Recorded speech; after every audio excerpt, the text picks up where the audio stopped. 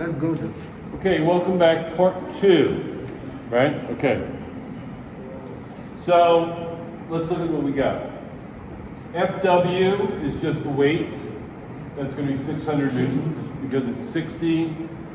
What's wrong? Everything all right? Yeah. We had a little adjustment, thank you. So 60 kilograms times A, we're using G for the force of gravity, 10 meters per second squared. So that's going to be 600, okay? Now, you get this, which is 600 cosine 12 degrees, if you remember that. So this is 600 cosine 12, right? This one is 600 sine 12. If you have a question with that, ask me. It should be pretty straightforward. This one is here. I know that FF over Fn equals mu. Solve for FF. It's going to be Fn, which is 586.9 times 0.12 equals 70.43. Okay? Yes? Yes. Next. What else? So now this is the physics. You ready? I have 3 forces. I have a force pulling up with 200 newtons, right?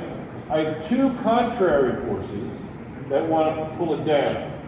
The FP, which is 124.7 here, and then there's the FF friction, which is also going in the contrary direction, which is 70.43.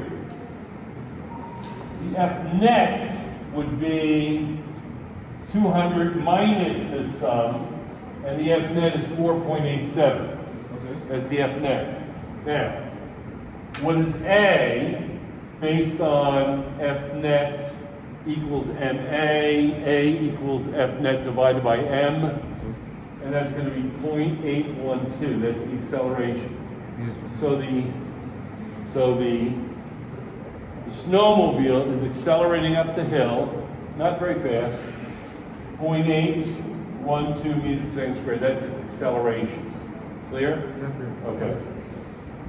So, we know this equation, final velocity squared equals initial velocity squared plus 2AD. Initial velocity was 0, therefore final velocity equals root 2AD. Plug in, if you plug in, you get 4.08 meters per second. Did you have a question on that? No, it's okay. I'm good, Everything's sir. good? Everything's Okay, good. good. My videographer is, well, I'm not done yet, is participating. It's very good. So now, this is going to be a third video. The third video is going to set this up a little differently. We're going to set it up according to work. We're going to set up according to work. And we're going to calculate the velocity based on the sum of the work equals the kinetic energy, and then I'm going to utilize 1/2 mv squared. So I'm going to do the exact same problem from the point of view of energy. Now, the answer should be about, the book says 4.01. That's if you don't have any round off error and you keep everything in your calculator. You don't do any rounding. And you know what?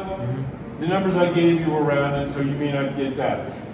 But you're going to get an answer around 3.87 to 4.04, somewhere around there. So, but that's the way to do it.